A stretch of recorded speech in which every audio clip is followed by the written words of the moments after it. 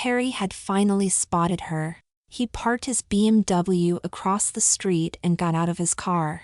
Terry had just turned 30, was filthy rich and hated everything about it.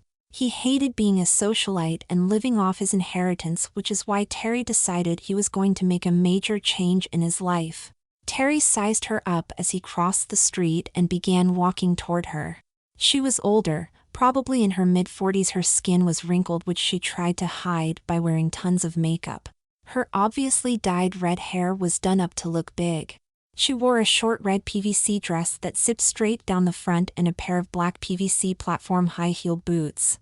She was about 5 feet 6 inches and very skinny, just like Terry. She smiled at him as he walked towards her. "Hi baby, you looking for a good time?" she asked. "No. I'm looking for something new," said Terry. "What do you mean?" she asked. "Look, I'm going to get straight to the point. I want to become you." "A whore," said Terry. "What the fuck are you talking about?" Terry reached in his pocket and pulled out a big wad of hundreds. "I'll give you all this plus more if you switch clothes with me and make me look exactly like you," said Terry. "Why?" asked the whore. "Look, either yes or no," said Terry. "Yes," said the whore. "Great," said Terry. "Give me $200. I need to go across the street to the pharmacy for some stuff for you," said the whore. Terry handed her the money and she went into the CVS.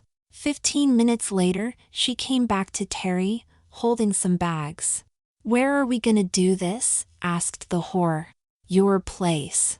"My place is that alley over there," she said while pointing to the alley behind them. "Let's go," said Terry. The alley was very dirty and had a large dumpster that smelled terrible and an old ratty mattress that was filthy with cum stains. "You sure you want to do this?" asked the whore. "Positive," said Terry. "Okay, then get naked." Terry quickly shed off his clothes and put them on the ratty bed. The whore took out a bottle of Nair and began to cover Terry in it. After a few minutes, the whore took a jug of water and poured it over Terry's head, washing the foul-smelling goo off his body. Along with the goo went all of Terry's body hair. While his long hair was still wet, the whore began to rub dark goo into it and then put it all in a shower cap. She took an old towel that had obvious cum stains on it and used it to dry Terry off. She then dropped down and began to paint Terry's toenails hot pink. Once she was done, she went back in the bag and produced a package of long glue on nails and a bottle of super glue. She proceeded to super glue the long nails onto Terry's fingers, then paint them the same hot pink. The whore next removed the shower cap and poured water all over Terry's head, washing out the goo. She took the same towel and dried his hair. She held a mirror to show Terry that his long hair was now the same red color as hers. She next went to work on Terry's face. She first glued long fake eyelashes on before she plucked his eyebrows thin using a pair of tweezers. She went to the bag to get the makeup that she bought for him, but he stopped her. "Use your makeup on me," said Terry. "It's old." "I don't care, make me look like you," said Terry. The whore went in her purse and began slathering her foundation on Terry's face. Once it was thick and even, she used her blue eyeshadow on his lids. She next used blush on his cheeks and bright red lipstick on his lips. She took off her earrings and put them into Terry's already pierced ears. "Well, I'm done," said the whore. "I need your clothes too." "But what am I supposed to wear?" asked the whore. "You can wear my clothes and use the money to buy more." The whore stepped out of her black panties and handed them to Terry, who slid them up his hairless legs. She next unzipped her PVC dress and gave it to Terry to put on. Lastly, she unzipped her black thigh-high boots and stepped out of them. The whore now stood completely naked while Terry now looked like a common street whore. The whore was about to start putting Terry's clothes on when he stopped her.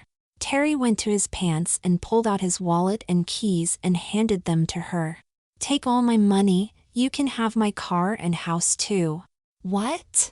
"I'm going to live here now and be a whore. In my car is the deed to my house and the pink slip of the car. I'll sign everything over to you." The whore quickly got dressed and went to the BMW.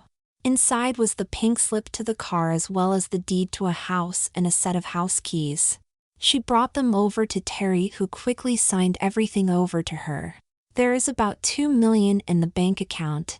You can withdraw it and put it in a bank account in your name," said Terry. "There is a black plastic bag in the truck. Can you bring it to me?" The whore went back to the car and got the bag, who handed it to Terry. Inside the bag was Terry's ID, passport, social security card, birth certificate, and a lighter. The whore watched as one by one, Terry burned every piece of ID he had. "Now there is no record that I exist.